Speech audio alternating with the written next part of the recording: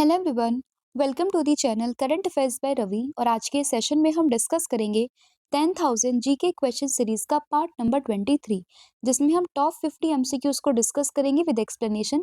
ये पूरी सीरीज काफी इंपॉर्टेंट होगी आपके सभी एग्जाम के पॉइंट ऑफ व्यू से, तो उसको एंड तक जरूर देखिएगा। इसके अलावा आपके जितने भी इंपॉर्टेंट क्वेश्चन है जीके जीएस के, जो भी पीवाईक्यूज है, उन सभी का डिस्कशन इस पूरी सीरीज में होने वाला है। ये पूरा बैच क्या है, इसमें आपको क्या क्या मिलने वाला है, वो अब हम डिस्कस कर लेते हैं। तो देखिए, ये है हमारा 10,000 क्वेश्चन का जीके जीएस का एमसीक्यू बैच, जो कि कंप्लीटली रवि सर के नोट्स यहाँ पर है। इसमें आपको जीके जीएस का पूरा सिलेबस मिलेगा, साथ ही में कैसे आप जीके जीएस को करंट अफेयर से रिलेट कर सकते हो, वो भी हम यहाँ पर समझेंगे। अलोंग विद दैट, अगर हम बात करते हैं, इसमें आपके एग्जाम में 95% से ज़्यादा क्वेश्चंस आपको इन्हीं नोट्स और इन्हीं वीडियोस से देखने के लिए मिल जाएंगे। और साथ ही में अगर हम बात करते हैं, जितने भी आपके पीवाईक्यूज है, मोस्ट रिपीटेड क्वेश्चंस है, उन सभी का डिस्कशन इस पूरे सीरीज में रहने वाला है। अब दो फीचर्स यहाँ पर ये हैं। पहला तो ये, अगर आपको इन सभी वीडियोस को फ्री में एक्सेस करना है तो आपको करंट अफेयर्स बाय रवि जो चैनल है वहां पर विजिट करना है। लेकिन अगर आपको वीडियोस के साथ साथ इनके नोट्स, पीडीएफ, साथ ही में अनलिमिटेड टेस्ट को अटेम्प्ट करना है बिना किसी एडवर्टाइजमेंट के, आप पूरी वीडियो को वन गो में फिनिश करना चाहते हो, साथ ही में रिकॉर्डेड वीडियोस को देखना चाहते हो, तो उसके लिए आपको विजिट करना है हमारे एप्लीकेशन पर, जिसका नाम है रवि स्टडी ऐप। जैसे ही आप इस एप्लीकेशन पर विजिट करोगे तो आपको डेली एप्लीकेशन पर क्लासेस मिलेंगी विद डिटेल एक्सप्लेनेशन। सभी सब्जेक्ट्स कवर होंगे, एग्जाम ओरिएंटेड पूरा कंटेंट रहेगा। मोस्ट रिपीटेड क्वेश्चंस जो होंगे वो भी यहाँ पे डिस्कस किए जाएंगे। साथ ही में बाइलिंगुअल कंटेंट रहेगा, हिंदी और इंग्लिश दोनों लैंग्वेजेस में। एंड बेसिक से लेके हाई लेवल के सभी क्वेश्चंस का डिस्कशन इस पूरे सेशन में होने वाला है। तो अब हम शुरू करते हैं लेक्चर को एंड डिस्कस करते हैं आज का हमारा फर्स्ट क्वेश्चन। तो फर्स्ट क्वेश्चन यहाँ पे रहेगा, निम्न में से कौन सा बौद्ध संगीतियों और उनके स्थानों का सही सुमेलित युग्म नहीं है? तो which of these is not the correctly matched pair of the location of the Buddhist council and the location? तो हमें पता है हमारे भारतीय इतिहास में 4 बुद्धिस्ट काउंसिल हुई हैं, और उनमें से जो उनकी जगह है, किसने उनको यहाँ पे नेतृत्व किया, कौन से ईयर में हुई, तो ये कुछ चीजें वहां से इंपॉर्टेंट बन जाती हैं। तो अगर हम बात करते हैं कि 4 बुद्धिस्ट काउंसिल में से जो पहली वन थी, जो फर्स्ट वन थी, वो होती है राजगृह में। तो ये वाला तो यहाँ पर सही हो गया। फिर बात करें सेकंड बुद्धिस्ट काउंसिल की, तो ये होती है वैशाली में। यहाँ पर मेंशन है सारनाथ, तो आपको ध्यान रखना है ये सारनाथ में नहीं हुई थी, ये हुई थी वैशाली में। फिर बात करें थर्ड वाली, तो ये होती है पाटलिपुत्र में। और फोर्थ वाली होती है कुंडलवन कश्मीर में। ठीक है, तो चारों वेन्यू काफी इंपॉर्टेंट है। इसके अलावा जो इसमें ऑप्शन है सेकंड वाला, तो ये सारनाथ में ना होके ये होती है वैशाली में। और वही आपसे पूछा गया कि इनमें से कौन सा सही नहीं है, तो इसलिए ऑप्शन नंबर जो बी है वो आप लोगों को ध्यान रखना है। क्वेश्चन डायरेक्टली भी पूछा जा सकता है, और क्वेश्चन इस तरीके से वो मैच द कॉलम में भी पूछ सकते हैं। ठीक है, अब बात करें बुद्धिस्ट काउंसिल जो 4 हुई हैं, तो फर्स्ट वन होती है राजगृह में। पैट्रॉन किया था अजात शत्रु ने, और चेयरमैनशिप करी थी महाकश्यप ने, और ये होती है 483 बीसी में। कई कई बार बुक्स में जो ये ईयर्स है ना, इनमें वेरिएशन होता है, बट आप इसमें इतना परेशान नहीं होना आप लोगों को। और बस आपको जो वेन्यू है, पैट्रॉन और चेयरमैन, ये आपको ध्यान रखना है, और इसका एक रफ आइडिया आपको लेना है। ठीक है, सेकंड वन की बात अगर हम करते हैं, तो ये पैट्रॉन किया था काल अशोक ने, वेन्यू है इसका वैशाली, चेयरमैन ये थे सपाकामी, और ईयर है इसका 383। तो फर्स्ट वन याद रखो 483, फिर इसमें से आप 100 को माइनस करना, 383 बीसी। फिर बात करें थर्ड वन, तो ये होती है अशोक के टाइम पीरियड पे। पाटलिपुत्र वेन्यू था, और चेयरमैनशिप थी किसके पास? मोगलीपुत्र के पास, 250 बीसी में। फिर फोर्थ वन होती है कनिष्क के टाइम पीरियड पे, वेन्यू था कुंडलवन कश्मीर, और चेयरमैनशिप करी थी वाशुमित्र ने, और इसमें ईयर काफी इंपॉर्टेंट है, दैट इज 72 एडी। तो ये सारी इंपॉर्टेंट वेन्यू, पैट्रॉन, चेयरमैनशिप और साथ ही में ईयर्स, वो आपको ध्यान रखनी है। अब जैसे बुद्धिस्ट काउंसिल होती है 4, उसी तरीके से जैन काउंसिल्स भी होती है। वो कितनी होती है? वो होती है 2। ठीक है, तो ये भी आप लोगों ने ध्यान रखनी है। नेक्स्ट क्वेश्चन यहाँ पे होगा, हीनयान और महायान नामक दो बौद्ध संप्रदायों को निम्नलिखित में से किसने मान्यता दी थी? तो the two Buddhist sect by the name of Hinayana और महायान, इनको रिकॉग्निशन दिया था चौथी बौद्ध समिति ने, यानी कि जो फोर्थ यहाँ पे बुद्धिस्ट काउंसिल हुई थी कुंडलवन कश्मीर में, वहीं पर इनको मान्यता दी गई थी। तो इसमें ऑप्शन नंबर जो बी है वो आपको ध्यान रखना है। और फोर्थ जो बुद्धिस्ट काउंसिल थी वो होती है कनिष्क के टाइम पीरियड पे। ठीक है, इंपॉर्टेंट ये है कि किसने पैट्रॉन किया था? कहाँ पर हुई थी? कुंडलवन कश्मीर में हुई थी। एंड इसके अलावा बात करें कि ईयर कौन सा था? 72 एडी, और इसमें जो चेयरमैनशिप थी वो थी वाशुमित्र के पास में। तो एक तो ये फैक्ट आपको ध्यान रखना है। फिर बात करें कि ये जो हीनयान है, महायान है, इसमें डिफरेंस क्या होता है? तो देखिए, अगर हम बात करते हैं हीनयान की, तो सबसे पहले तो आपको यही ध्यान रखना है कि दोनों सेक्ट बिलोंग करते हैं बुद्धिज्म से। और इसमें हीनयान की बात करते हैं तो ये सेक्ट एक तरीके से ये जो भगवान बुद्धा थे उनकी डिविनिटी को बिलीव नहीं करता था। लेकिन वहीं बात करें महायान की, तो ये बिलीव करते थे in the divinity of Buddha. मतलब एक तरीके से ये आइडल वर्शिप को यहाँ पे अनकरेज करते थे, और ये जो हीनयान थे वो आइडल वर्शिप को यहाँ पे अनकरेज नहीं करते थे। तो बेसिक डिफरेंस जो इम्पोर्टेंट वन है वो तो यही है, ठीक है? हीनयान और महायान बुद्धिज्म के दो इम्पोर्टेंट सेक्ट। अब इसी से मिलते जुलते दो सेक्ट और आते हैं बाय द नेम ऑफ, एक तो आते हैं श्वेतांबर और एक आते हैं दिगंबर्स। तो वो आपको रिलेट करने हैं जैन या फिर जैनिज्म से, ठीक है? तो दोनों में डिफरेंस है एंड दोनों ही काफी इंपॉर्टेंट है, कई बार एग्जाम में पूछे भी गए हैं। नेक्स्ट क्वेश्चन आपका यहाँ पर हो जाएगा कि भारत के संविधान का कौन सा अनुच्छेद भारत के बाहर रहने वाले कुछ भारतीय मूल के व्यक्तियों के नागरिकता के अधिकारों के बारे में प्रावधान को समाहित करता है? तो अगर हम बात करें वो कौन सा आर्टिकल है जो कि right of the citizenship of certain person of the Indian origin residing outside India, उनके बारे में यहाँ पे बात करता है।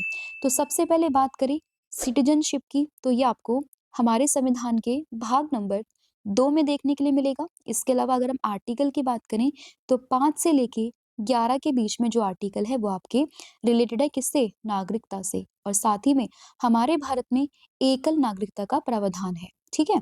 और इसमें बात करें आर्टिकल नंबर 8 जो कि बात करता है किस चीज़ के बारे में? भारत के बाहर रहने वाले कुछ भारतीय मूल के व्यक्तियों को नागरिकता के अधिकारों से संबंधित प्रावधानों को समाहित करना, ठीक है? इसके तहत अगर हम बात करें जैसे कि ऐसे व्यक्ति जिनके माता-पिता या फिर दादा-दादी इनका जन्म भारत में हुआ था या फिर भारत के बाहर रहते हुए भी इनके पास ये नागरिकता थी, तो उस कंडीशन में वो लोग यहाँ पे नागरिकता को क्लेम कर सकते हैं या फिर उनके पास कुछ सर्टेन राइट्स यहाँ पर होते हैं। तो आर्टिकल कौन-सा होगा? आर्टिकल नंबर 8, और इसमें सिटीजनशिप कौन-सा भाग है यहाँ पे और कौन-सा आर्टिकल है एंड साथ ही में किस प्रकार की नागरिकता हमारे भारत में है। तो ये चीज़ें आप लोगों ने ध्यान रखनी है। नेक्स्ट क्वेश्चन यहाँ पे होगा कि गुप्त प्रशासन के तहत में जो उद्रंग है वो क्या था? तो what is udrang under the Gupta administration? तो अगर हम बात करें एक उद्रंग की, तो गुप्त प्रशासन में या फिर जब गुप्ता का टाइम पीरियड था उस समय पे ये एक प्रकार का भूमि कर था, यानी कि एक प्रकार का ये टैक्स था, ठीक है? तो एक प्रकार का भूमि कर था, क्योंकि आजकल क्या है ना, एंशिएंट से कुछ इंपॉर्टेंट जैसे टर्म्स होते हैं ना कि उद्रंग क्या हुआ या फिर मुरुदम क्या हुआ, उर क्या होता है, तो ऐसे क्वेश्चन डायरेक्टली पूछते हैं क्योंकि बच्चे हमेशा एंशिएंट हिस्ट्री को इग्नोर करके चलते हैं। एंड ये अगर किसी ने अच्छे से पढ़ा है तो वो और बच्चे से काफ़ी एज यहाँ पे ले सकता है, ठीक है? तो सभी क्वेश्चंस मैं यहाँ पे कवर कराऊंगी जो भी आपके एंशिएंट हिस्ट्री से रिलेटेड होंगे। तो इसमें अगर हम बात करें कि गुप्त प्रशासन के तहत में जो उद्रंग है वो क्या था, तो ये एक प्रकार का यहाँ पे कर था। कौन सा कर था? भूमि कर था। तो जो भूमि की गुणवत्ता के आधार पर वसूला जाता था और इसका उपयोग प्रशासनिक कार्यों या फिर सेना या फिर जो सार्वजनिक कार्यों को वित्त पोषित करने के लिए किया जाता था। और किस समय पे था ये? गुप्ता डायनेस्टी या फिर गुप्ता टाइम पीरियड के समय पे, ठीक है? तो इसमें ऑप्शन नंबर जो सी है वो आप लोगों ने ध्यान रखना है। नेक्स्ट क्वेश्चन होगा समुद्रगुप्त के निम्नलिखित में से किस शिलालेख में उसे परम भागवत के रूप में वर्णित किया गया है?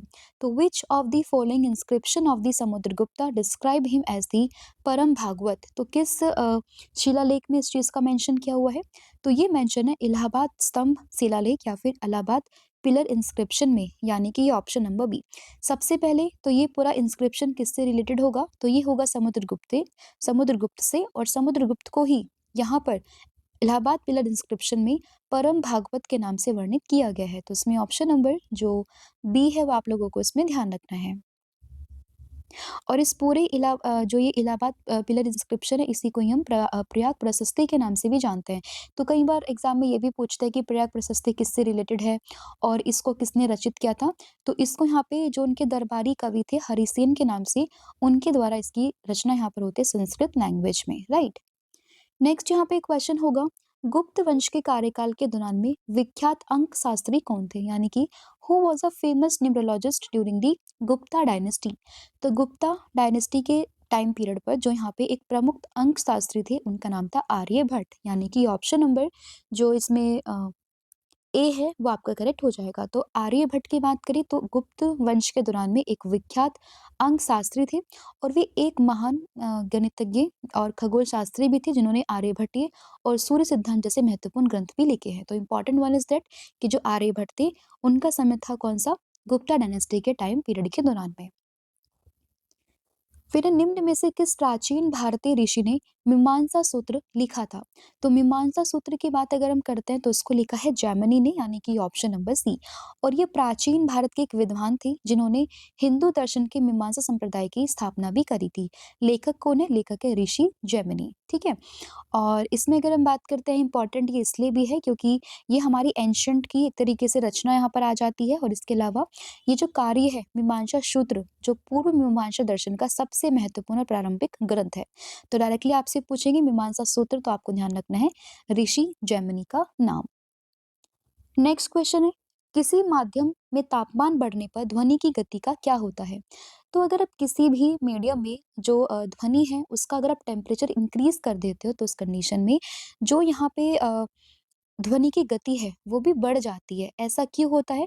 क्योंकि जब आप किसी भी मीडियम में, किसी भी माध्यम में जब आप उसका तापमान इंक्रीज करोगे तो वहां पर जो मॉलिक्यूल प्रेजेंट है उनका भी तापमान बढ़ जाएगा। उसके जो अणु रहेंगे उसमें जो काइनेटिक एनर्जी है, जो वहां पे गतिज ऊर्जा है वो बढ़ जाती है, जिसकी वजह से वो बहुत अधिक तेजी से कंपन को उत्पन्न करते हैं और फिर ध्वनि जो है वो आगे की ओर बढ़ जाती है। तो हम सभी जानते हैं कि साउंड कैसे ट्रेवल करती है। हमें पता है कि साउंड जो है वो वैक्यूम में जो निर्वात है वहां पे ट्रेवल नहीं करती है।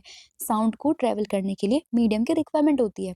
अब जैसे आप इस कमरे में बैठे हो, ठीक है, अब आपने कुछ बोला, यहाँ पे जितने भी पार्टिकल्स है ना उनमें वाइब्रेशन क्रिएट होती है, वो वाइब्रेशन अगले वाले को ट्रांसफर होती है एंड फिर वो जा जाके फिर इधर जो पर्सन बैठा है उसके कानों तक आपकी आवाज पहुंच जाती है। ठीक है। तो वैसे ही अगर आप किसी भी माध्यम में उसका तापमान बढ़ाते हो तो उस कंडीशन में उस पूरे माध्यम में जो भी यहाँ पे अणु प्रेजेंट है उनका भी तापमान बढ़ जाएगा और ऐसा करके वो उनके पास काइनेटिक एनर्जी ज्यादा होगी और वो ज्यादा तेजी से जो आवाज है उसको वो फास्ट क्या करेंगे, मूव करवाएंगे। तो इसलिए उनकी भी जो एक तरीके से गति है वो बढ़ जाएगी। तो इसलिए ऑप्शन नंबर जो ए है वो आप लोगों ने ध्यान रखना है। नेक्स्ट क्वेश्चन यहाँ पे होगा, एक ध्वनि तरंग में प्रति इकाई समय में एक बिंदु से गुजरने वाले संपीड़न या फिर विरलन की संख्या क्या दर्शाती है? तो what does the number of compression और rarefaction passing a point per unit time represent in a sound wave? तो कुल मिला के अगर हम बात करें, जैसे ये आपका एक बेसिक लाइन है, यहाँ से अगर जैसे इस तरीके से आपकी रेज आ रही है, फिर ऐसे आपका धीरे धीरे जा रही है, ठीक है, फिर आपकी फटाफट जा रही है, फिर आपकी धीरे धीरे जा रही है, ये पूरी वेव्स की हम लोग बात कर रहे हैं। तो इसी कंडीशन में जो ये पूरा एक वेव यहाँ पे बनती है इसी को हम क्या कहते हैं, ये कही जाती है फ्रीक्वेंसी, यानी कि ऑप्शन नंबर ए, जिसको हिंदी में कहते हैं आवर्ती। ठीक है। तो आवर्ती ये आप लोगों ने ध्यान रखना है। और इसकी जो इकाई है, जो इसकी यूनिट है, ऐसा यूनिट, उसको हम किस नाम से जानते हैं, उसको हम हर्ट्ज के नाम से जानते हैं। ठीक है। और इससे पहले मैंने आपसे डिस्कस किया था कि जैसे ये क्रस्ट है, ये क्रस्ट है, इन दोनों के बीच की दूरी, इसको कहते हैं वेवलेंथ, जिसको हम लैम्डा से यहाँ पे डिनोट करते हैं। साथ ही में जो यहाँ से लेके बेस लाइन से लेके ऊपर तक के जो डिस्टेंस होते हैं ना मैक्सिमम, इसको हम क्या कहते हैं, इसको कहा जाता है एम्पलीट्यूड। तो कुछ ये बेसिक सी टर्म है, कई बार डायरेक्टली एग्जाम में पूछते हैं, तो आपको फ्रीक्वेंसी, वेवलेंथ, एम्पलीट्यूड इन सब के बारे में ध्यान रखना है।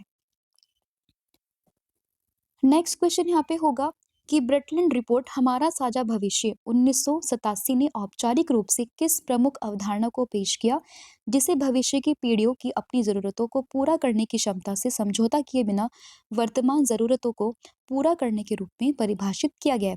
तो इन सिंपल लैंग्वेज अगर हम बात करें कि ब्रेटलैंड रिपोर्ट में, जिसमें एक टाइटल है by the name of our common future, जो कि पब्लिश होता है 1987 में, उसमें बात की जाती है सस्टेनेबल डेवलपमेंट को लेकर, यानी कि ऑप्शन नंबर ए। और सस्टेनेबल डेवलपमेंट होता क्या है? तो इसमें ये होता है कि आप अपनी आज की ज़रूरतों को पूरा करो बिना कल के जो आने वाली जनरेशन है उसकी ज़रूरतों को हार्म किए बिना। सपोज करो आपके पास पानी इतना ज़्यादा है, अभी हमें पता है कि पानी है, बट जो साफ पानी ना उसकी कमी है। वैसे तो बहुत पानी है हमारी पृथ्वी पर, लेकिन आप पानी का इतना वेस्टेज ना करो कि आगे आने वाली जो जनरेशन है उनके पास में पानी ही ना बचे। आप पेड़ों को इतना मत काटो कि आगे आने वाली जनरेशन के पास में उनको वन, जो फॉरेस्ट है, वो ही देखने को ना मिले। तो कुल मिला के बात ये है कि सस्टेनेबल डेवलपमेंट में क्या होता है कि आप अपनी आज की ज़रूरतों को कुछ ऐसे ही पूरा करो कि आगे आने वाले समय पर जो आने वाली जनरेशन है उसके लिए कमी ना पड़े। उनकी क्वालिटी और उनकी क्वांटिटी में कोई भी कॉम्प्रोमाइज़ ना हो। तो उसी को कहते हैं सस्टेनेबल डेवलपमेंट, यानी कि ऑप्शन नंबर जो ए है वो आप लोगों ने इसमें ध्यान रखना है।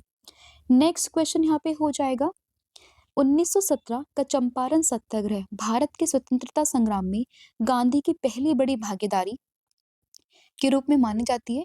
तो ये किस समूह के समर्थन में शुरू किया गया था? तो गांधी जी की जो पूरी लाइफ स्टोरी है वो आप हमारे एग्जाम के पर्सपेक्टिव से काफ़ी इंपॉर्टेंट है, ठीक है? हम सभी जानते हैं कि गांधी जी साउथ अफ्रीका गए थे, वहाँ पे उन्होंने अपार्थाइड मूवमेंट यानी कि जो रंग-भेद है उसके लिए काफ़ी उन्होंने वहाँ पे काम भी किया है। जो वहाँ पे मतलब अफ्रीकन्स जो थे साउथ अफ्रीका में, जो हम इंडियंस के रंग-भेद को लेके काफ़ी हमें सामना करना पड़ा था वहाँ पे, और इसके बाद में वहाँ से जीत के बाद में जो गांधी जी है वो आते हैं भारत में 1915 के अराउंड में, ठीक है? जब वो भारत में आते हैं तो वो देखते हैं कि इंडिया में भी हाल बहुत बुरे हैं, तो वो 1915 से 1916 के बीच में पहले पूरा यहाँ पे दर्शन करते हैं, अलग-अलग जगह पर जाते हैं, अलग-अलग लोगों से मिलते हैं और पूरे इंडिया का वो यहाँ पे एक तरीके से दौरा करते हैं। फिर समय आता है 1917 का, जब वो पहली बार चंपारण सत्याग्रह यहाँ पे करते हैं भारत में, ठीक है? जो बड़े लेवल पे पहली बार यहाँ पे कोई सत्याग्रह होता है ना, वो यही होता है। पहली बड़ी भागीदारी इनकी चंपारण में ही होती है। तो इसमें ऑप्शन नंबर जो आपका डी है वो ध्यान रखना है, क्योंकि चंपारण में जो बिहार के नील किसान हैं, उनके लिए ही महात्मा गांधी वहाँ पर गए थे, ठीक है? ये आंदोलन उन किसानों के शोषण को समाप्त करने के लिए किया गया था, जिन्हें ब्रिटिश बगान मालिकों के द्वारा अपनी भूमि के एक बड़े हिस्से पर नील की खेती करने के लिए मजबूर किया गया था। हालाँकि बाद में जाके ये काफ़ी सक्सेसफुल हुआ, ये महात्मा गांधी जी का सत्याग्रह, एंड फाइनली इन लोगों ने यहाँ पे जीत भी प्राप्त की थी। और इसमें जो किसान का 3 कठिया प्रणाली यहाँ पर जो है वो लागू की जाती थी, जिससे जो किसान थे उनको भारी नुकसान यहाँ पर होता था एक तरीके से, ठीक है? तो इसमें ऑप्शन नंबर जो डी है वो आपको ध्यान रखना है। फिर ना निम्नलिखित में से कौन-सा प्रत्यक्ष कर नहीं है, यानी कि which of the following is not a direct tax? तो इनमें से कौन-सा डायरेक्ट टैक्स नहीं है? तो आपको जो वेट है यानी कि वैल्यू एडेड टैक्स, ये एक तरीके से यहाँ पे डायरेक्ट टैक्स यानी कि प्रत्यक्ष कर नहीं है, तो इसमें ऑप्शन नंबर जो बी है वो आपको ध्यान रखना है। तो अगर हम बात करते हैं वेट की, तो ये एक अप्रत्यक्ष कर है जो कि उत्पादन या फिर वितरण के प्रत्येक चरण में वस्तुओं और सेवाओं पर लगाया जाता है, जो उस चरण में जोड़े गए मूल्य पर आधारित होता है, ठीक है? तो वेट आपको ध्यान रखना है। जैसे कि अगर आप बात करो, जैसे आपने ब्रेड ली है, ठीक है? तो ब्रेड आपने ले ली, इस पे भी कोई टैक्स लगा, फिर आपने ब्रेड से कुछ बना दिया, फिर जो बना है उस पे भी टैक्स लगेगा। तो इस तरीके से ना ये वैल्यू एडेड होती रहती है, वैसे ही टैक्स भी ऐड होता रहता है। तो कुछ इस तरीके से आपको समझना है, और ये एक तरीके से इनडायरेक्ट टैक्स यहाँ पर होता है, नॉट अ डायरेक्ट टैक्स, यानी कि option number B. Next question है, कौन सा देश अपनी अद्वितीय ड्रैगन किंग राजशाही के लिए जाना जाता है, यानी कि which country is non for its unique dragon king monarchy? तो ये हम लोग जानते हैं भूटान को, यानी कि ऑप्शन नंबर डी। तो भूटान अपनी अद्वितीय ड्रैगन किंग राजशाही के लिए काफ़ी फेमस है, और इसमें अगर हम बात करें, इसको जोंगखा जिसकी लैंग्वेज है ना, उसमें इसको भूटान को ड्रूक्यूल या फिर थंडर ड्रैगन के नाम से भी जानते हैं। और डायरेक्टली एग्जाम में ये भी पूछते हैं लैंड ऑफ ड्रैगन ये किसको कहते हैं, तो ये भूटान को ही यहाँ पे कहा जाता है, ठीक है? तो ये इंपॉर्टेंट है काफ़ी ज़्यादा, ऑप्शन नंबर डी। तो थंडर ड्रैगन की भूमि, लैंड ऑफ थंडर ड्रैगन कौन सी है, तो ये है यहाँ पे भूटान। नेक्स्ट क्वेश्चन यहाँ पे होगा, भारतीय इतिहास के संदर्भ में निम्नलिखित में से कौन भावी बुद्ध हैं जो संसार की सुरक्षा हेतु अवतरित होंगे? तो with reference to Indian history, who among the following is the future Buddha yet to come to save the world? तो ये काफी इंपॉर्टेंट क्वेश्चन है, एक बार यूपीएससी के एग्जाम में भी ये आया हुआ है, और इसका आंसर होगा मैत्रेय, यानी कि ऑप्शन नंबर सी। तो अगर हम बात करते हैं भारतीय इतिहास के संदर्भ में, अगर हम बात करें, तो जो मैत्री है उनको फ्यूचर बुद्धा के नाम से हम लोग जानते हैं, यानी कि भविष्य के बुद्ध के नाम से जानते हैं, और कहा जाता है कि ये जो है धरती पर अवतरित होंगे, और ऐसे होंगे कि ये संसार की यहाँ पे रक्षा करेंगे। तो इसमें ऑप्शन नंबर जो सी है वो आप लोगों ने ध्यान रखना है। फिर आपका क्वेश्चन होगा, कौन सा कीबोर्ड शॉर्टकट आपको एमएस पावर पॉइंट 2019 में फाइल चुनने के लिए ओपन डायलॉग बॉक्स खोलने की अनुमति देता है? तो इसमें आपको यहाँ पे प्रेस करना है कंट्रोल प्लस ओ, ठीक है? जैसे भी आप कंट्रोल प्लस ओ को यहाँ पे प्रेस करोगे, तो वैसे ही उस कंडीशन में आपके सामने एक डायलॉग बॉक्स जो है वो ओपन हो जाएगा। तो ओपन डायलॉग बॉक्स को खोलने के लिए एमएस पावर पॉइंट में आपको इस्तेमाल करना है कंट्रोल ओ को। तो इसमें ऑप्शन नंबर जो डी है वो आप लोगों ने ध्यान रखना है। नेक्स्ट क्वेश्चन होगा, चेन्नई पोर्ट किस जल निकाय के किनारे स्थित है? तो the Chennai port is located along with which water body? तो ये आपको बे ऑफ बंगाल के पास में देखने के लिए मिलेगा। ये हमारा प्यारा भारत, इसमें आपको इधर की तरफ अरेबियन सी मिलेगा, यहाँ पर आपको बे ऑफ बंगाल मिलेगा, और यहाँ पर ही जो ये कोस्टल हमारा है ना, ये पूरा कोस्टल, इसमें आपको यहाँ पर ये चेन्नई पोर्ट मिलेगा, जो कि आपको बे ऑफ बंगाल के किनारे पे स्थित देखने के लिए मिल जाएगा। यानी कि ऑप्शन नंबर जो सी है वो करेक्ट है। नेक्स्ट क्वेश्चन होगा यहाँ पे, निम्नलिखित में से किसे गाथा सप्तशती या फिर सप्तशती नामक पाठ की रचना का श्रेय दिया जाता है? तो ये यहाँ पर दिया जाता है हाल को, जो कि सतवाहन राजा थे। तो हाल नाम के एक सतवाहन राजा थे, जिन्हें यहाँ पे गाथा सप्तशती या फिर सप्तशती नामक पाठ की रचना का श्रेय दिया जाता है। तो इसमें ऑप्शन नंबर जो सी है वो आपको ध्यान रखना है।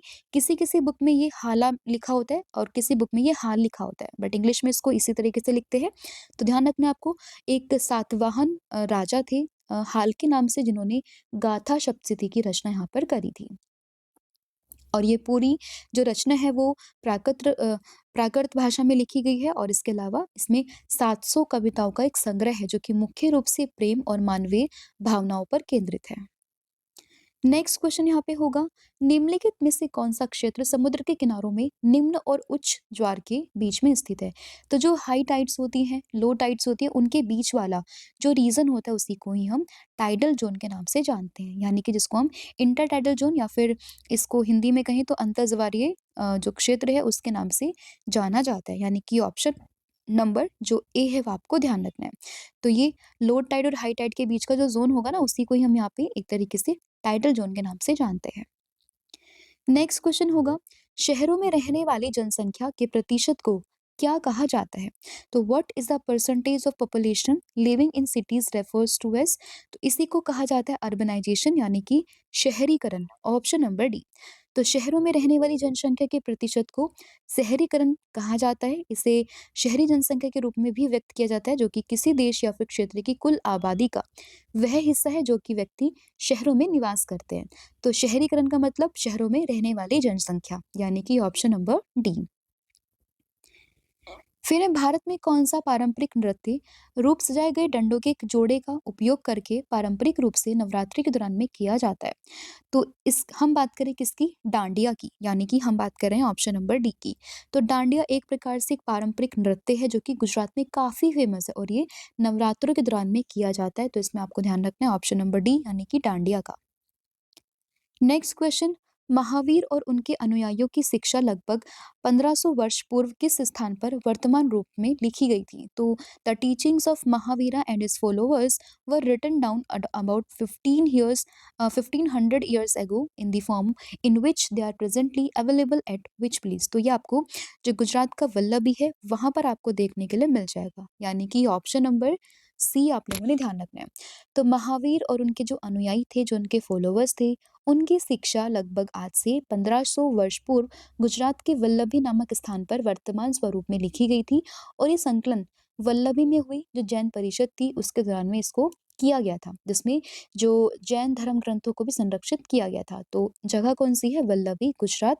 और यहाँ पे जो रिलीजन है वो कौन सा है? हम बात कर रहे हैं जैनिज्म के, जो महावीर जी हैं उनके और उनके अनुयायियों की शिक्षा के बारे में। फिर है, जीवन प्रत्याशा निम्न में से किसका संकेतक है?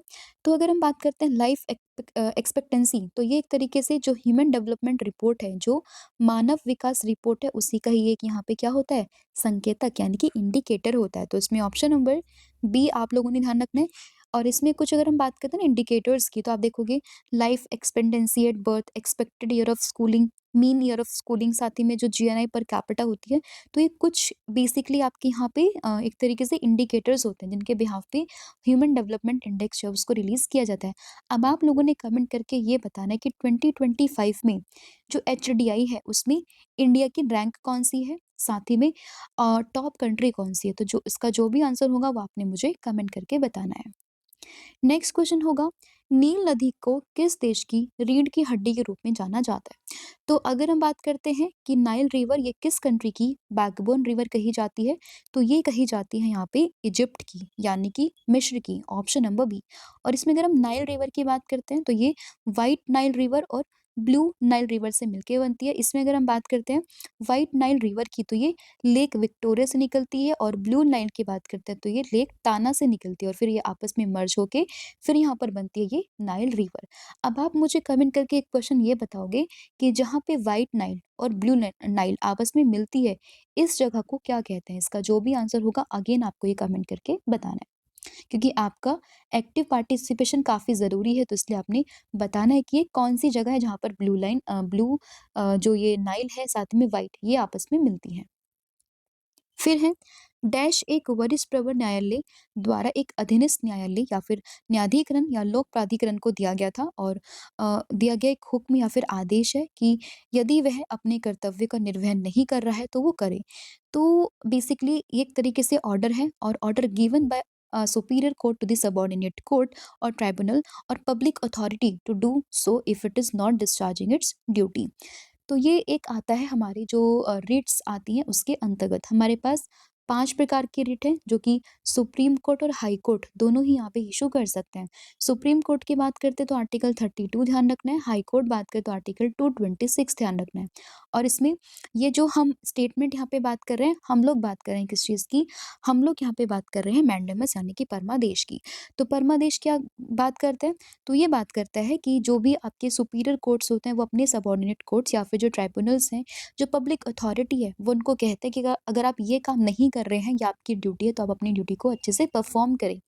तो यही आता है किसमें? ये आता है मैंडेमस में। हमारे पास जो 5 प्रकार के रिट है उसमें आपको हेबेस कॉर्पस, मैंडेमस, सर्चरी, क्यो वारंटो और एक और यहाँ पे आपको जो है रिट मिलेगी, तो वो रिट कौन-सी है? तो वो भी आपने मुझे कमेंट करके बतानी है। ठीक है? नेक्स्ट क्वेश्चन यहाँ पे हो जाएगा कि निम्नलिखित में से कौन जैनियों का प्रवित ग्रंथ नहीं है? तो which of the following is not sacred book of the Jain? तो इसमें जो त्रिपिटक है वो एक तरीके से जैन धर्म का एक पवित्र ग्रंथ नहीं है। तो इसमें ऑप्शन नंबर जो डी है वो आपको ध्यान रखना है। ये जो है वो जो बौद्ध धर्म है उसका एक पवित्र ग्रंथ है, ठीक है? तो बौद्ध धर्म से संबंधित है त्रिपिटक। इसके अलावा आगम्स की बात करें, कल्प सूत्र की बात करें, निरुक्ति की बात करें, तो ये तीनों ही रिलेटेड है जैन से। लेकिन त्रिपिटक की बात करें तो ये है बुद्धिज्म से, ठीक है? तो ये आप लोगों ने ध्यान रखना है। नेक्स्ट आपका क्वेश्चन होगा यहाँ पे, लेकिन उससे पहले कुछ इन्फॉर्मेशन मैं आप लोगों को बता दूं कि अगर आप किसी भी पीडीएफ को ई बुक को परचेज करना चाहते हो तो उसके लिए आपको विजिट करना है वेबसाइट जिसका नाम है www.ravibooks.pdf.com पर। अगर आप किसी भी बुक को प्रिंटेड फॉर्मेट में घर पर मंगवाना चाहते हो तो आपको विजिट करना है www.ravyaditipublication.com पर।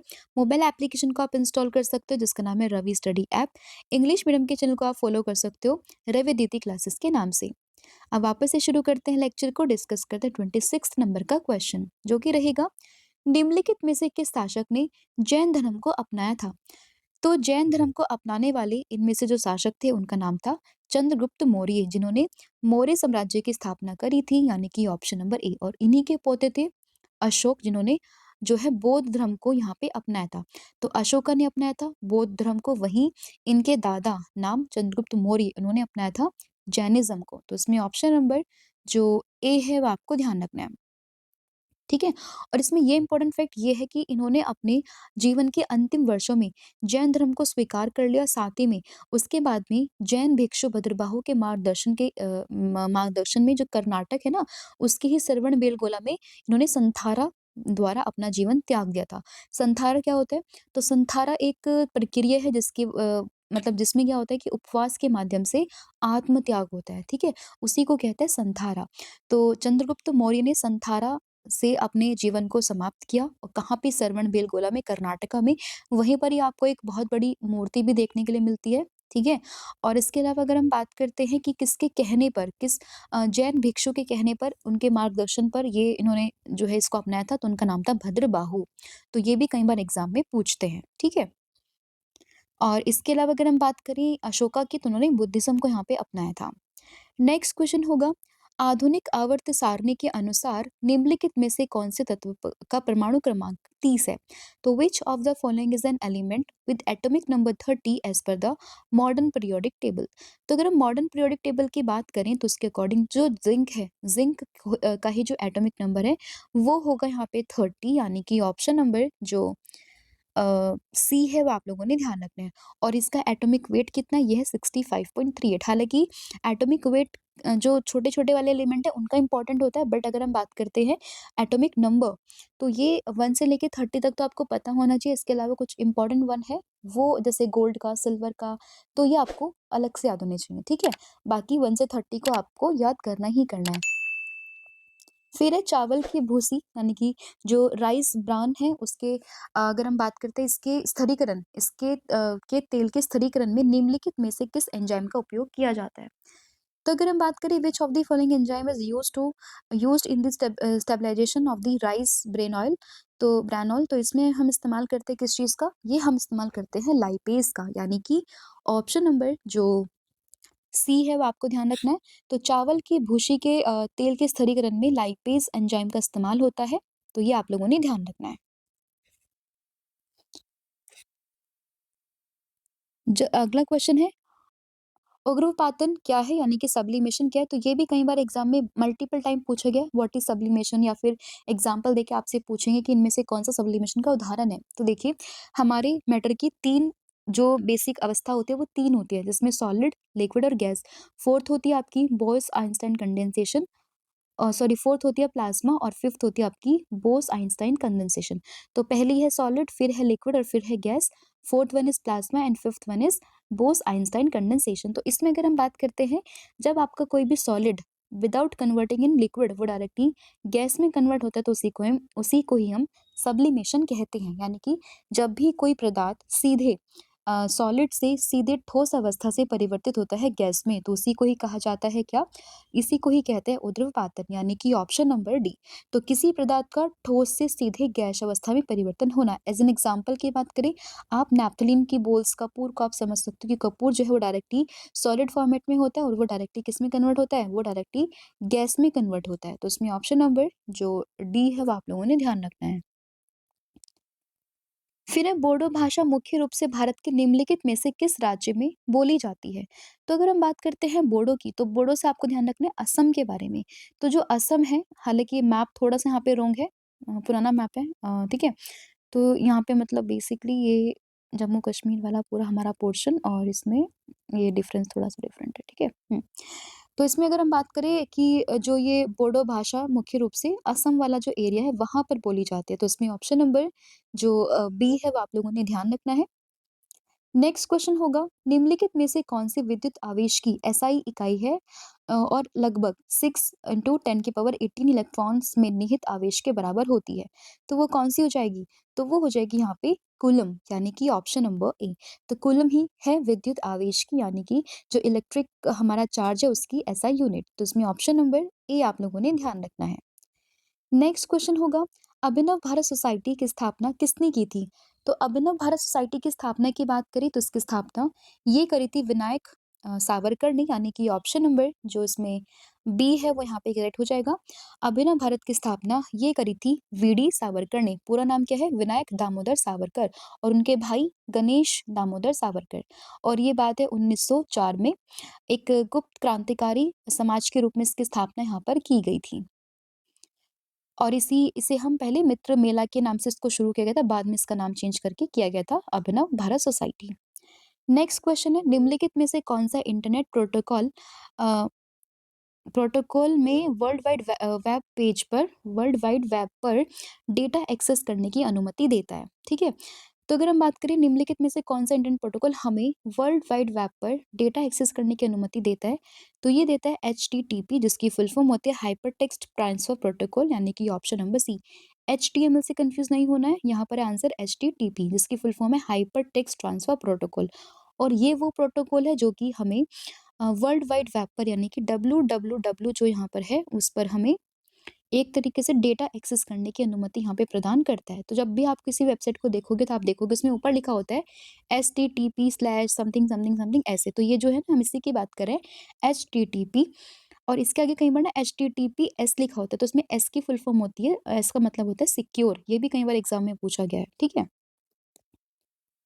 नेक्स्ट क्वेश्चन यहाँ पे होगा, भारत की जनगणना 2011 के अनुसार भारत में कितने 10 लाख से अधिक आबादी वाले शहर थे?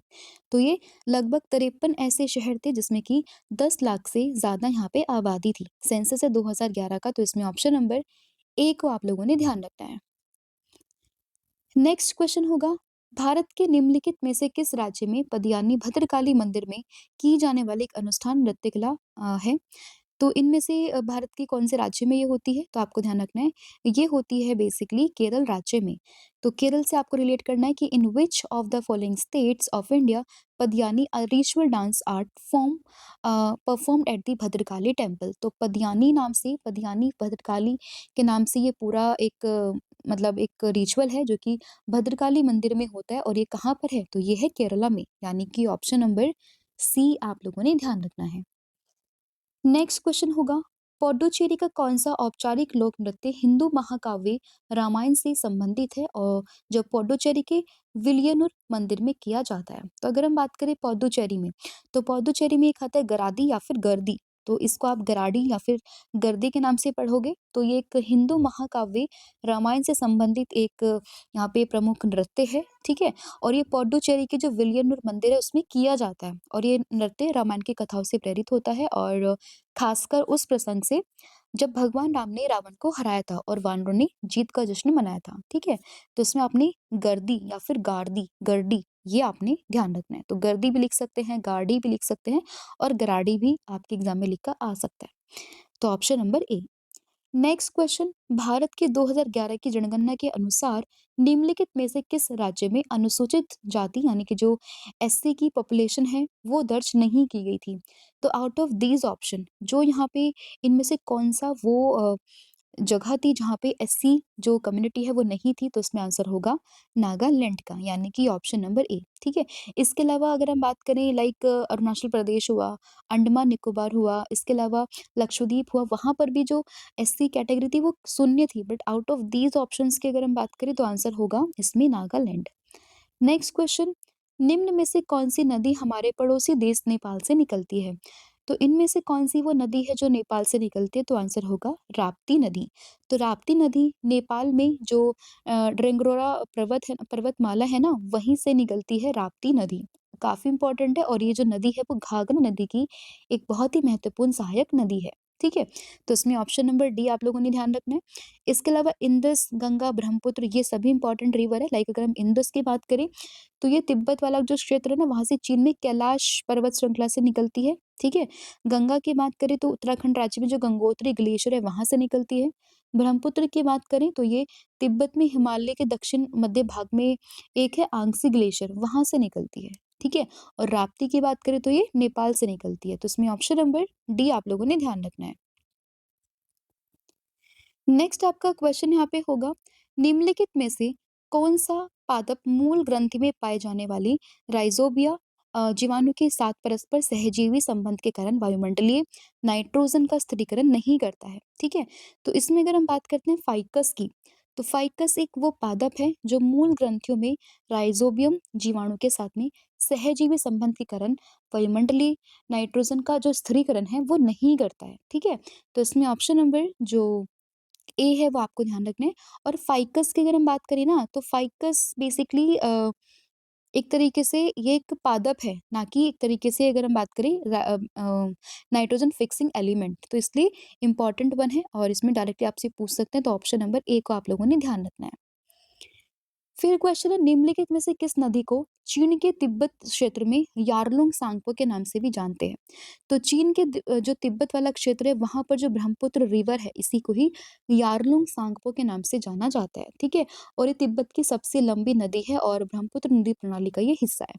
तो ब्रह्मपुत्र नदी को तिब्बत के आंशिक ग्लेशियर से निकलती है, और इसको वहां पे यारलुंग सांगपो के नाम से जानते हैं, ठीक है। जब ये भारत में प्रवेश करती है, तो जब ये अरुणाचल प्रदेश में होती है तब इसको जानते हैं सियांग या फिर दिहांग के नाम से। जैसे ये असम में आते हैं तो फिर हम इसको ब्रह्मपुत्र के नाम से जानते हैं। फिर भारत से बांग्लादेश में प्रवेश करने के बाद में यह गंगा से मिलकर पद्मा मेघना डेल्टा ये बनाती है। फिर इसको वहाँ पे जमुना के नाम से जानते हैं। तो बेसिकली ब्रह्मपुत्र जो रिवर है ना उसके डिफरेंट डिफरेंट नाम है। शुरुआत में तिब्बत में यारलुंग सांगपो, फिर जब ये इंडिया में एंटर करती है, अरुणाचल प्रदेश में इसको सियांग या फिर दिहांग के नाम से जानते हैं, असम में ब्रह्मपुत्र के नाम से जानते हैं, फिर जब ये बांग्लादेश में प्रवेश करती है तो उसके बाद में इसको गंगा से मिलकर ये बनाती है पद्मा मेघना डेल्टा और इस बाद में फिर ये बनती है क्या? जमुना नदी के नाम से, ठीक है? तो इसमें ऑप्शन नंबर जो सी है वो आप लोगों ने ध्यान रखना है। नेक्स्ट क्वेश्चन होगा यहाँ पे निम्नलिखित में से कौन red earth and pouring rain उपन्यास के लेखक है? तो अगर हम बात करें कि निम्नलिखित में से कौन सा red earth and pouring rain, इस उपन्यास के लेखक यहाँ पर होंगे विक्रम चंद्रा, यानी कि ऑप्शन नंबर जो बी है वो आप लोगों ने ध्यान रखना है। तो red earth and pouring rain उपन्यास के लेखक है विक्रम चंद्रा, यानी कि ऑप्शन नंबर बी। और ये उनका पहला उपन्यास है जो कि 1995 में प्रकाशित हुआ था। ठीक है। नेक्स्ट क्वेश्चन होगा सिद्धि धमाल नृत्य निम्नलिखित राज्यों या फिर केंद्र शासित प्रदेशों में से किससे संबंधित है? तो with which of the following states और यूटी द जो ये डांस है दैट इज सिद्धि धमाल ये एसोसिएटेड है। तो ये हो जाएगा किससे? ये होगा बेसिकली यहाँ पे गुजरात से, यानी कि ऑप्शन नंबर बी। तो गुजरात से रिलेटेड है सिद्धि धमाल और ये नृत्य गुजरात में रहने वाले सिद्धि समुदाय के द्वारा किया जाता है। ठीक है। नेक्स्ट क्वेश्चन है स्कैंडिनेविया एक सांस्कृतिक क्षेत्र है जो कि निम्नलिखित में से किस महाद्वीप में पाया जाता है? तो अगर हम बात करते हैं स्कैंडिनेविया तो ये बेसिकली आपको जो यूरोप वाला एरिया है वहां पर देखने के लिए मिलेगा और स्पेसिफिकली जो उत्तरी यूरोप है वहां पर। ठीक है। और इसमें आमतौर पर जैसे कि अगर हम बात करें जो नॉर्वे है, स्वीडन है, डेनमार्क है, ये देश यहाँ पे शामिल होते हैं। ठीक है। तो स्कैंडिनेविया ये आपको ध्यान रखना है कहाँ पर? यूरोप वाला एक सांस्कृतिक एरिया। नेक्स्ट क्वेश्चन पर्यटन को बढ़ावा देने के लिए बनाया गया कृत्रिम द्वीप जिसका नाम है पाम जुमेराह, ये किस देश की परियोजना है? तो पाम जुमेराह की बात करें तो एक आर्टिफिशियल आइलैंड है जो कि बना है टूरिज्म को बिल्ड करने के लिए। कहाँ पर होगा ये? तो ये होगा यूएई में, यानी कि संयुक्त अरब अमीरात में, यानी कि ऑप्शन नंबर जो ए है वो आपने इसमें ध्यान रखना है। नेक्स्ट क्वेश्चन है भारतीय संविधान का कौन सा अनुच्छेद उच्च न्यायालयों के न्यायाधीशों द्वारा शपथ या फिर प्रतिज्ञान से संबंधित है? तो which article of the Indian constitution is related with the oath and affirmation by जज ऑफ द हाई कोर्ट? तो ये यहाँ पे बात करें किस अनुच्छेद की? तो आर्टिकल 219 की, यानी कि ऑप्शन नंबर सी। फिर अकबरनामा को कितनी किताबों में यहाँ पे विभाजित किया गया था? तो अगर हम बात करते हैं अकबरनामा की तो ये कुल मिला के 3 बुक यहाँ पर इसकी हैं, यानी कि ऑप्शन नंबर ए। तो अगर हम बात करते हैं पहली बुक, तो पहली बुक आती है अकबर के पूर्वजों और उनके जीवन से संबंधित। दूसरी बुक अगर हम बात करें तो फिर उसमें आते हैं अकबर के शासनकाल के घटनाओं के बारे में और तीसरी बुक यहाँ पर आती है आईने अकबरी। ठीक है। तो ये 3 बुक है बेसिकली अकबरनामा की। नेक्स्ट क्वेश्चन भारत के संविधान की किस अनुसूची में 22 भाषाओं का उल्लेख किया गया है?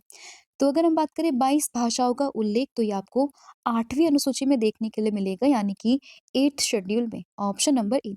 कुल मिला के हमारे संविधान में 12 अनुसूची जिसमें कि 8वीं अनुसूची बात करती है 22 भाषाओं को लेकर। ठीक है।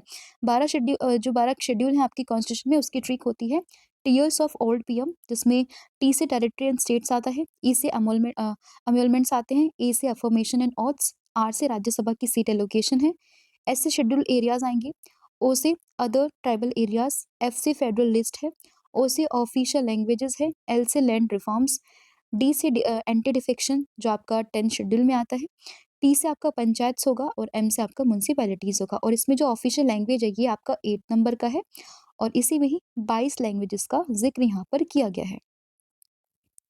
नेक्स्ट क्वेश्चन 2011 की जनगणना के अनुसार निम्नलिखित में से किस राज्य में अनुसूचित जनजाति की जनसंख्या शून्य है? तो यहाँ पे पहले हमने डिस्कस की थी एससी के बारे में। ठीक है। अब हम बात कर रहे हैं एसटी के बारे में। तो एसटी की संख्या 0 कहाँ पर है? तो ये होगी पंजाब में, यानी कि ऑप्शन नंबर सी। और ये हम बात करें एज पर दी आपका जो जनगणना हुई है 2011 की। ठीक है। तो इसमें ऑप्शन नंबर सी आपको ध्यान रखना आउट ऑफ दीज ऑप्शन। इसके अलावा अगर हम बात करें जो दिल्ली वाला एरिया है, जो पौडुचेरी वाला एरिया वहां पर भी जो एसटी है वो बिल्कुल भी नहीं है। तो पौडुचेरी में, दिल्ली में, पंजाब में और चंडीगढ़ में यहाँ पर आपको एसटी समुदाय देखने के लिए नहीं मिलेगा। ठीक है। और इसके अलावा आपको कहीं-कहीं जैसे हरियाणा में भी आपको नहीं देखने के लिए मिलेगा, तो ये हम बात कर रहे हैं according to the 2011 census. Next question होगा, कौन-सी आर्थिक गतिविधि प्राथमिक क्षेत्र के अंतर्गत आती है? तो प्राइमरी सेक्टर के अंदर जो एक्टिविटी यहाँ पर आती है, तो उसमें नाम है किस चीज़ का? दैट इज़ माइनिंग का, ऑप्शन नंबर ए। तो 3 सेक्टर्स आते हैं, प्राइमरी, सेकेंडरी, टर्शियरी। तो प्राइमरी में जो भी आपके काम होंगे रिलेटेड विद द लैंड्स, तो वो आते हैं किसमें? प्राथमिक क्षेत्र में। सेकेंडरी में आपके आते हैं जैसे मैन्युफैक्चरिंग हो गया, ठीक है? वो सब आता है सेकेंडरी में। और टी में जो भी आप सर्विसेज़ आती हैं, ठीक है? वो आती हैं आपकी टर्शियरी वाले क्षेत्र में, ठीक है? तो वैसे अगर हम बात करते हैं माइनिंग की, तो ये आपका किसमें आता है? ये आता है आपका प्राथमिक क्षेत्र में। इसके अलावा शिक्षा की बात करें तो एक सेवा आप प्रदान कर रहे हो तो ये टर्शरी में आएगा। बैंकिंग अगेन आप सेवा प्रदान कर रहे हैं तो ये भी आपका टर्शरी आएगा, और वहीं मैन्युफैक्चरिंग की बात करते हैं तो ये आपका सेकेंडरी सेक्टर में यहाँ पर आता है। नेक्स्ट क्वेश्चन है, प्रसिद्ध सरदार सरोवर बांध किस नदी पर बनाया गया है? तो the famous Sardar Sarovar dam has been built on which river? तो ये बना है कौन से रिवर पर? ये बना है नर्मदा रिवर पर, यानी कि ऑप्शन नंबर ए। तो सरदार सरोवर बांध ये बना है नर्मदा नदी पर, और ये गुजरात के नर्मदा जिले के स्थित एक कंक्रीट गुरुत्वाकर्षण बांध है। और इसके बाद अगर हम बात करते हैं तो ये गुजरात, मध्य प्रदेश, महाराष्ट्र, राजस्थान, इन राज्यों को पानी और बिजली प्रदान करने के लिए बनाया गया था। तो इसमें बेसिकली सरदार सरोवर बांध किस नदी पर? नर्मदा रिवर पर। तो ये आपके इंपॉर्टेंट 50 क्वेश्चंस है जो हम लोगों ने डिस्कस कर लिए हैं। आई होप आपको सभी क्वेश्चन समझ में आए होंगे। स्टिल अगर आपको किसी भी क्वेश्चन में कोई भी डाउट हो तो आप कमेंट करके बता सकते हो। एंड जो क्वेश्चन मैंने आपसे पूछे in between of the lecture, उन सभी का आंसर आपने मुझे कमेंट करके बताना है। कुछ इंपॉर्टेंट आपके टेस्ट के क्वेश्चंस होंगे जो मैं आपसे पूछूंगी, जिनके आंसर्स आपने मुझे कमेंट करके बताने हैं। तो फर्स्ट क्वेश्चन यहाँ पे होगा, पर्यटन को बढ़ावा देने के लिए बनाया गया कृत्रिम द्वीप जिसका नाम है पाम जुमेराह, ये किस देश की परियोजना है? तो इसका जो भी आंसर होगा वो आपने मुझे कमेंट करके बताना है। अगला क्वेश्चन है, अकबरनामा को कितनी किताबों में विभाजित किया गया है? और ये अकबरनामा किसने लिखी है वो अभी आप मुझे कमेंट करके बताओगे। And third one is, Bodo भाषा मुख्य रूप से भारत के किस क्षेत्र में बोली जाती है, किस राज्य में बोली जाती है? तो इसका जो भी आंसर होगा वो भी आपने मुझे कमेंट करके बताना है। इसके अलावा इंग्लिश मीडियम में कंटेंट को पाने के लिए आप फॉलो कर सकते हो रवि अदिति क्लासेस को। साथ ही में अगर हम बात करते हैं कि बुक की वेबसाइट है www.raviaditipublication.com, आप इसको भी अवेल कर सकते हो। साथ ही में पीडीएफ नोट्स भी अवेलेबल है, आप इसमें विजिट कर सकते हो www.ravibooks.pdf.com पर। यहाँ पे आपको सभी जो हमारी ई बुक्स हैं, पीडीएफ है, वो आपको मिल जाएंगी। एंड अलॉन्ग विद दैट अगर हम बात करें हमारे मोबाइल एप्लीकेशन की, जिसका नाम है रवि स्टडी ऐप, आप इसको भी इंस्टॉल कर सकते हो। आपको जीके जीएस का बैच मिलेगा, करंट अफेयर की टेस्ट सीरीज मिलेगी, जीएस नोट्स मिलेंगे, ई बुक मिलेगी, 25,000 क्वेश्चंस आपको मिलेंगे। साथ ही में free PDF test, current affair notes, YouTube videos, ये सभी आपको यहाँ पर मिलने वाला है। साथ ही में अगर हम बात करें टेलीग्राम, इंस्टाग्राम के लिए आप फॉलो कर सकते हो करंट अफेयर्स बाय रवि को। So thank you so much, have a good day, wish you all the very best. जय हिंद, जय Bharat, thank you so much.